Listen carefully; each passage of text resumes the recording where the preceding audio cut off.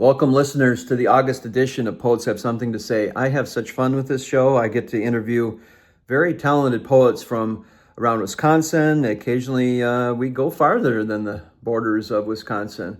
So our guest this month is award-winning Wisconsin poet GA Sheinoha, a writer whose lines feel carved with both sweat and sky, and his poems crackle with metaphor. They sure do. And we're very, very honored to have GA Sheinoha with us. Do you go by the GA Sheinoha, right, in your writing? Yeah, I use that as my pen name, yes. Okay, maybe I should be referring to you as GA. Yes, that might be, people have probably seen my work that way in local publications. Okay, sounds good, GA Sheinoha. And let's get right into it. As we do with our show, we always have our poets start off with a poem. I understand you have a poem called Poverty Angels. Oh, okay.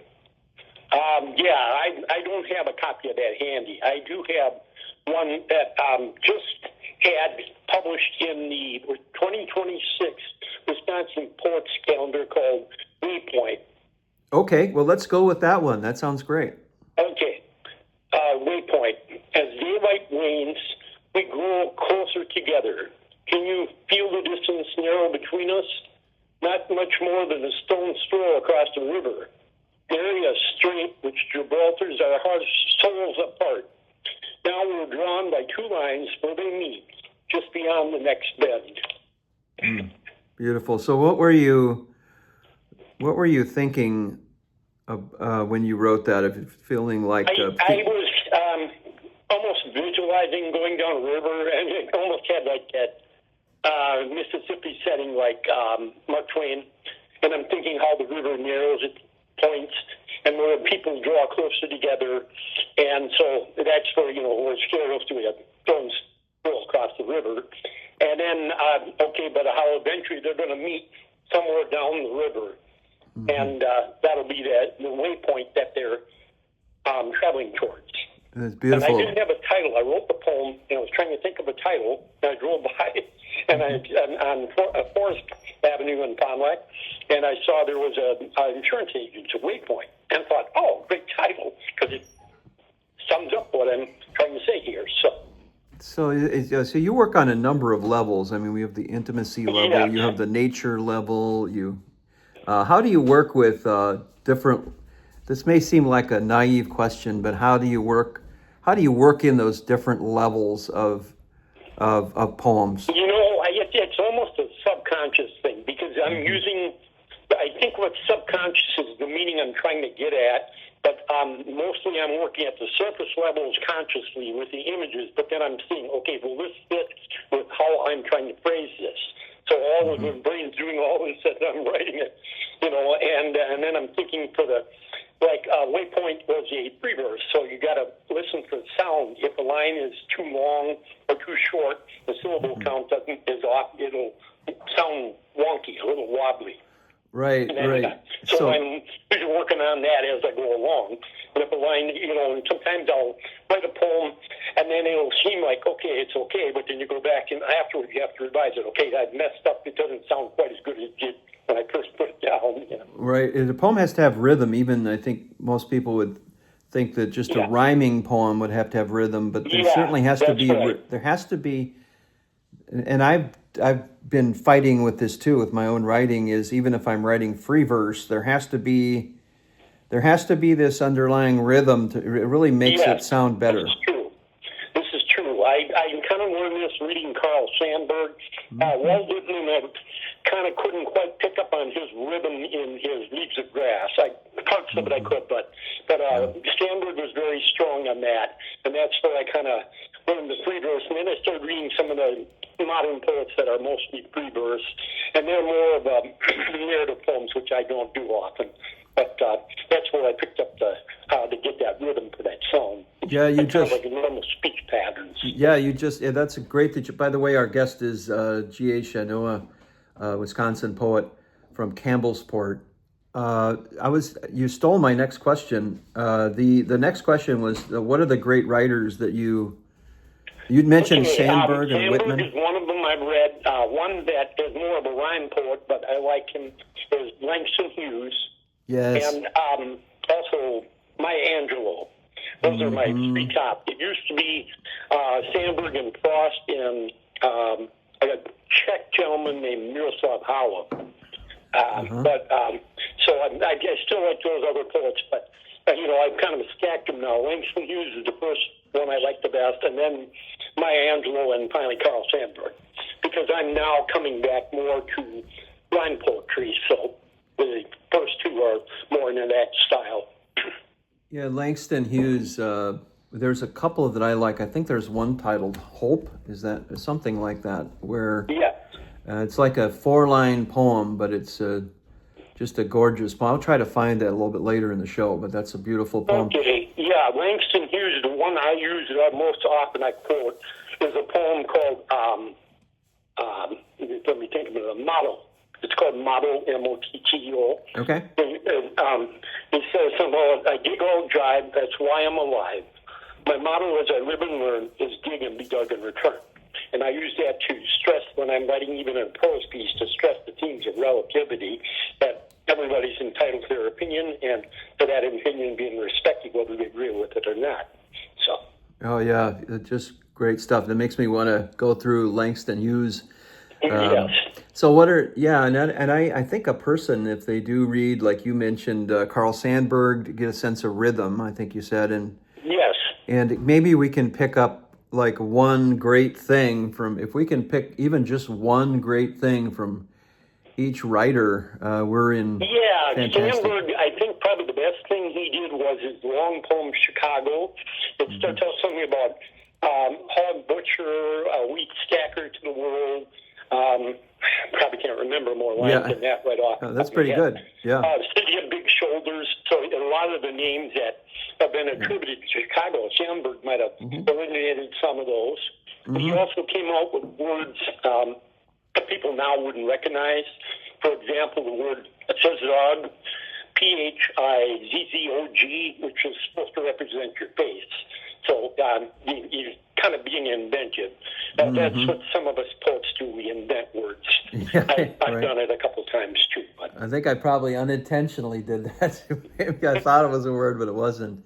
I was reading your poem called "Too Soon Lost," and it's interesting because you say in the beginning, you say, "With apologies to William Shakespeare," which is maybe that's dark humor there on your part. Yeah, I do that because I'm taking a line of theirs and taking it out of context.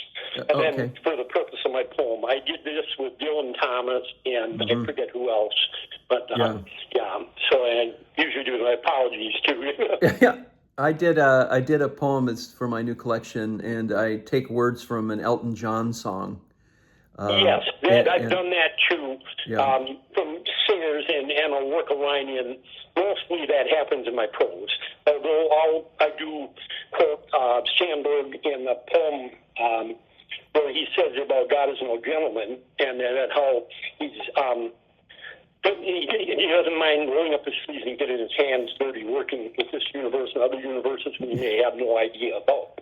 And so, but I state right at the beginning, okay, Sandburg said this, and then I take it from there in this poem to take it a little further, into that blue collar theme.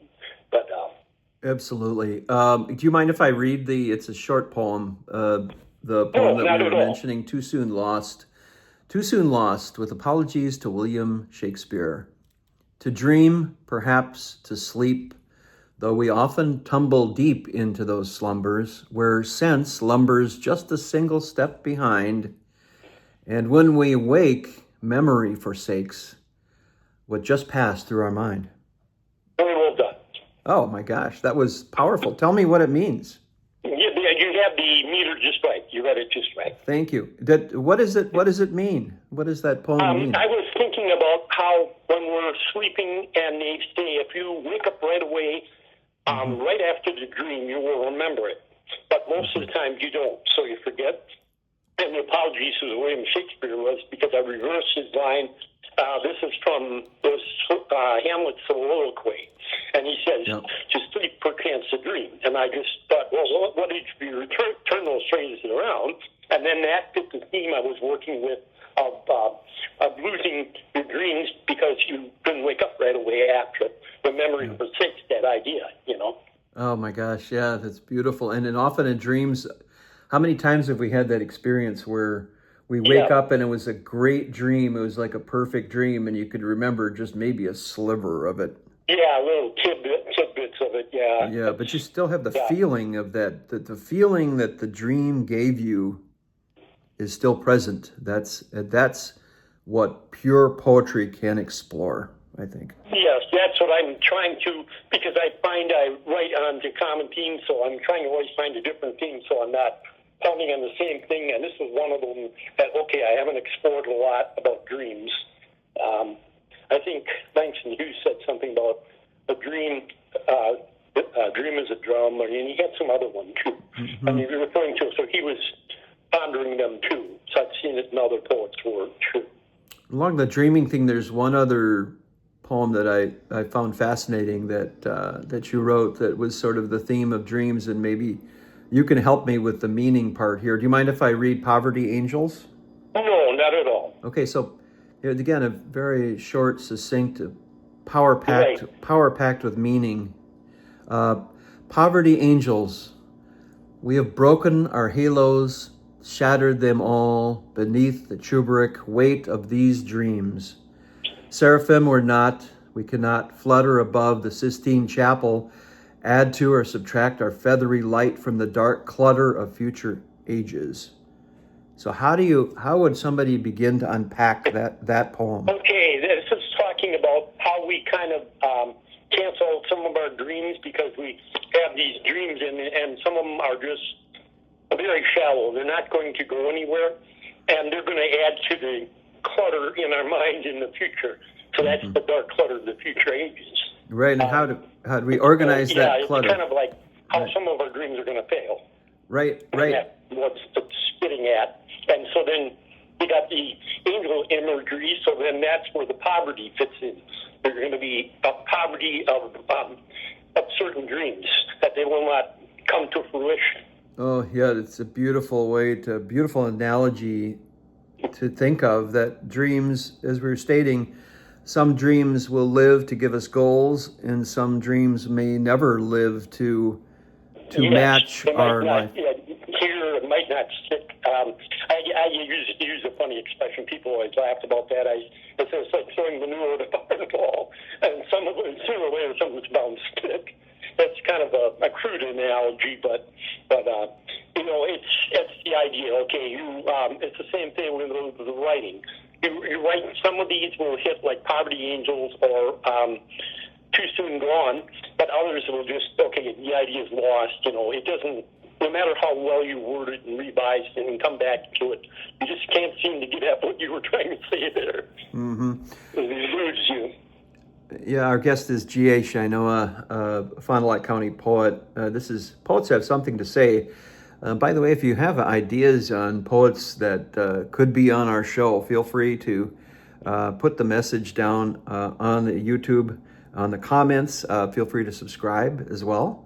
And I also do some of my original songs on here and covers, and I have a lot of fun with the YouTube channel. And I think both you and I, Gary, we get a kick out of showing our creativity, and I don't mean to. It's just, and both of us, I think they come in clumps. Like you had emailed one Sunday morning, you had like 4 of them, went back to back poems. Yeah, and they were all really good. Thank you. But it's like a cycle. It just comes to you, boom, boom, boom, boom.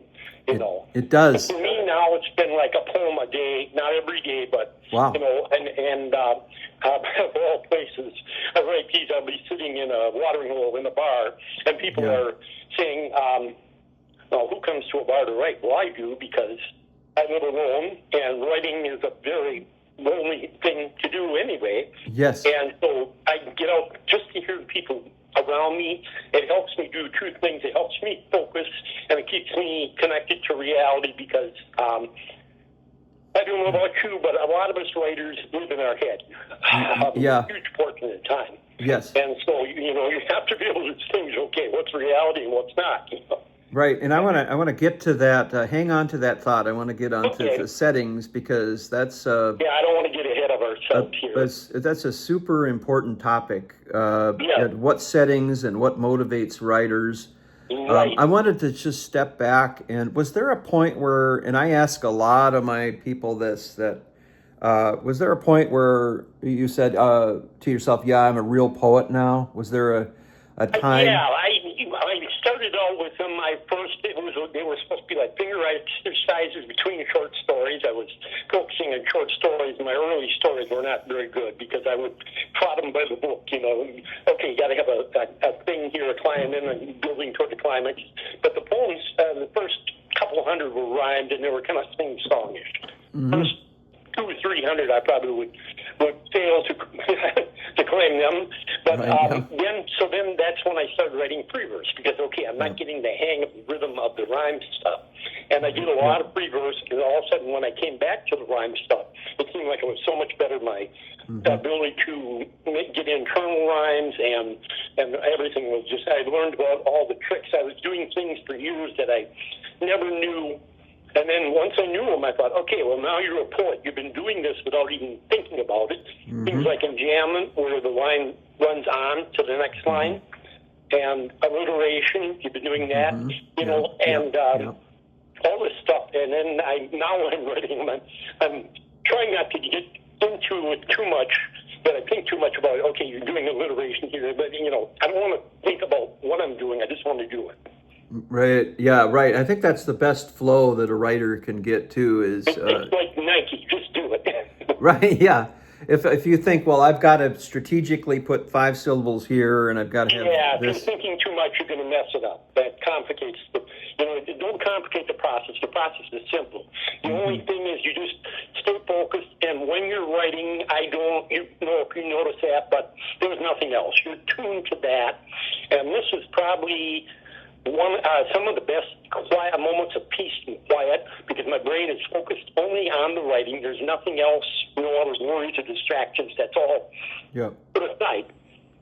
Right. Yeah. I wanted to talk to you about. Let's get to that. The settings. Some people would think, well, going into a tavern might be a noisy place. That's probably why they don't realize why I can do this. I was a columnist. I'm writing now my 4th column over 40 years, and I've written for newspapers so much. And when you got a deadline approaching, okay, you've got to focus on what you're doing. Right, absolutely. Before we did this interview this morning, I emailed my column to my editor. I wrote it last night, and I made sure this morning just went through and pooped it quick. But that's how I managed this. Even in poetry, it's a little harder. I know sometimes when it's noisy, focus down a little harder on your imagery here. It's harder to write a poem in a bar than it is to write a column or prose piece. Right. But, people. That's why I kind of refer to myself. It probably sounds self-derogatory, but I refer to myself as a barfly poet.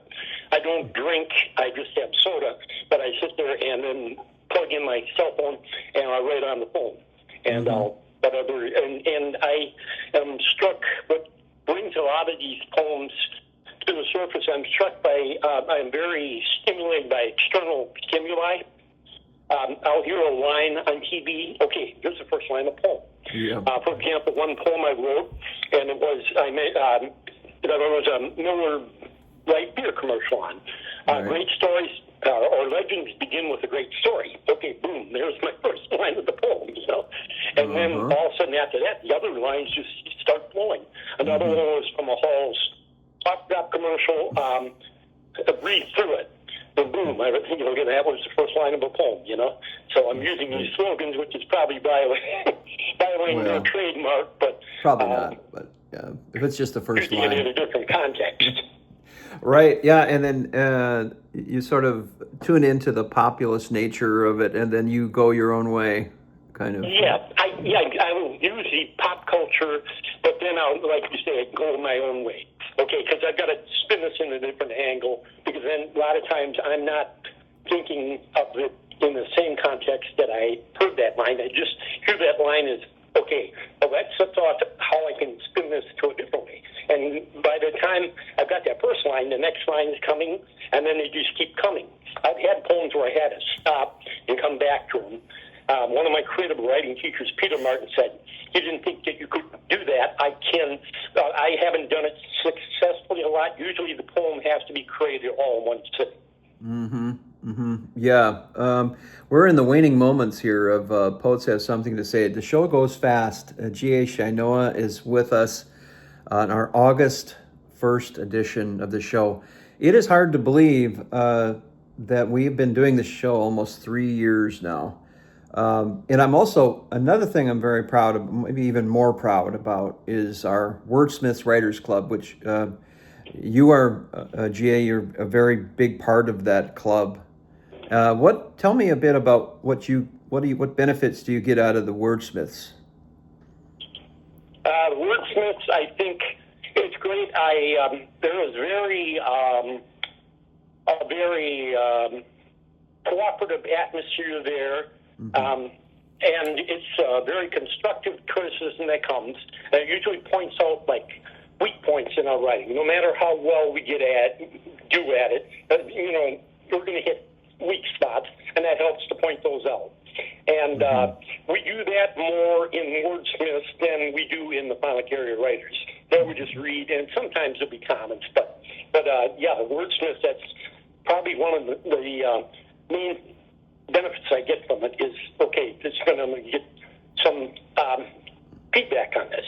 Right. And if even, the subtle reactions, that's very positive.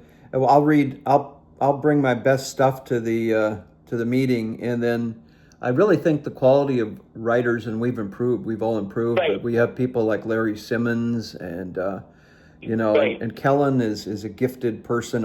We have gifted people in their own right, and of course we have G. Anthony that is kind of joining us lately. Yeah, he's very talented. And so it's great to just even get a nod from these people. Yeah, I've met so many and have become friends. A few of them are from the Appleton area. One of them, I think, Tim McMahon. Yes, yeah. He's a very nice gentleman. I believe he's somewhere up in the Appleton area. Yeah. One that came to the readings in the basement at Thelma, her name was Laura Schelenka. Okay. Yes. And she's pretty good. I didn't get back to her. She was just doing her first prose poem the other day. And so she was trying something new. And I think I commented to her that that's how you grow, by getting outside your comfort zone. Right. And go out there and make a few mistakes. There's nothing wrong. Yeah, that's how you learn. With that, they aren't failures, they're just learning experiences. Well, I know that my first poetry that I did, like when I was in my 20s, was very sing-songy and yes. And I would fit the word to make the rhyme, even though I was very lucky in that. Okay, I got the junk out of my system the first 200 or 300, and then I started reading widely, and people were saying, "Oh, aren't you worried you're going to rip somebody's line off?" No, because if I write something down, sounds too familiar. Okay, you better check that, because that might be, quoting somebody unintentionally. But with this wide amount of reading, I say for the more than 2,000 poems I've written in 40 years, some or closer to 50 years, I've probably read 10 to 20 poems for each of those. So this means I've probably read upwards of 20, 30,000 poems over this 40, 50 years. Wow. And that's what's, really helps you to craft your work. I was very fortunate to develop my talent very quickly. By my late 20s, I was hitting my stride, so... And then I kind of peaked in my 40s into my 50s. Now I'll hit one every so often. I figure is really good, but most of my stuff is kind of, I don't want to say pedestrian, but you know what I mean, just kind of common, average stuff. But it's the ones those are the occasional ones that stand out. Those are the ones I hope will be remembered after I'm dead and gone. I don't think I'll ever get to the point where I'm taught in English classes in school, but it would be nice just that people will remember some of my words. So Yeah, it's and I guess I think about being remembered too, but it's kind of nice to maybe if you and I can leave a little bit behind for yes, generations. that's what I'm trying to leave some stuff so they can publish it as extant. It'll be after I'm passed, and so okay, leave some of your better stuff there. And the stuff that isn't that good, I just left it alone. And then somebody else might read it and they might have an entirely different opinion. Might say, "Oh, this isn't that bad." For example, the poem I sent was like last year to the Poets Calendar, and I didn't think it was all that great, but they took it. And somebody else obviously thought it was better than I. Right. I just used the imagery of the color and the spectrum and all this. And it was a very simple imagery, and the message is very simple, but about a person kind of pushing everybody away when they get close to them. Yeah. And so, but apparently, like I said, people will say, "Hey, I see something in this poem," and you look at it originally and you say, "Nah, that's not very good." Yeah. Well, hey, guess what? If you have time, do you have time for another poem to read us? Yes, I've got one right here. I was talking about Sandberg. This is kind of influenced a little bit by Sandberg. It's Great. called "Lost or Found." Great. Okay, lost or found. Just as men get and forget, surely as women keep for who knows what sake, so too they plant memories like pearls in the oyster arms of yesterday. Whether to still or spend becomes less a question than a chance of destiny. Twin twined fates divulge in the distant woods. Wow. Okay, so can you unpack that one? Okay, now that one, that first part was influenced by Sandberg. As men forget or forget, he would do things like that. And then it finishes with the Robert Frost imagery from The Road Not Taken. Right. Yes, I caught that. And in between, and basically, I'm trying to say is that okay. Yeah, it's a lot. Myself. It's a lot. Yeah, what I'm trying to say is that we don't know if we're going to plant these as memories or if they will just be set aside. Yes. Yes. Well, we're going to have to end it right here. Of course, the poetry and the creativity does not end, and I really look forward to each month at the Wordsmiths for your work. Is just right. It's spellbinding, and thank you for sharing everything you've done and continue to do. And like you said, you're writing maybe a poem a day here, which is yes, I'm figuring this is going to be my legacy. So people will talk to me online and say, "Well, you never got married and you never had kids, so your life was wasted." No, I don't see it that way. Never a wasted life. No. We're all aiming for different targets. Mine was, I guess, to leave this legacy of words and to help people read these things and maybe get a clearer understanding of how they think. Yes.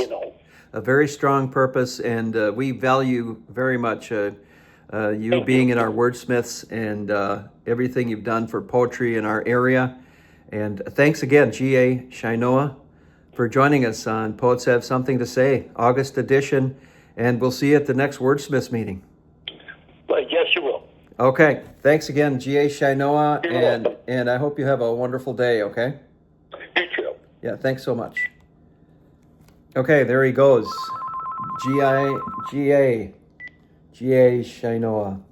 And it's a pleasure to know different poets and how they work. If you haven't heard the show before, there's a whole backlog of shows here on the YouTube channel. And so feel free to peruse those. I've got some of my covers and some of my original songs on here and my original poetry. It's the Poet Laureate Channel. And you're welcome to subscribe. We'll see you again. We're busy trying to get an amazing guest for possibly our October show. And we're working on getting the New Zealand Poet Laureate. This is the country Poet Laureate of New Zealand. And there's a good chance we might get him on board. So stay tuned for that. Future guests, we definitely want to visit with Bill Gillard again and many area poets. So for that, we thank you for listening. Have a wonderful week, everyone.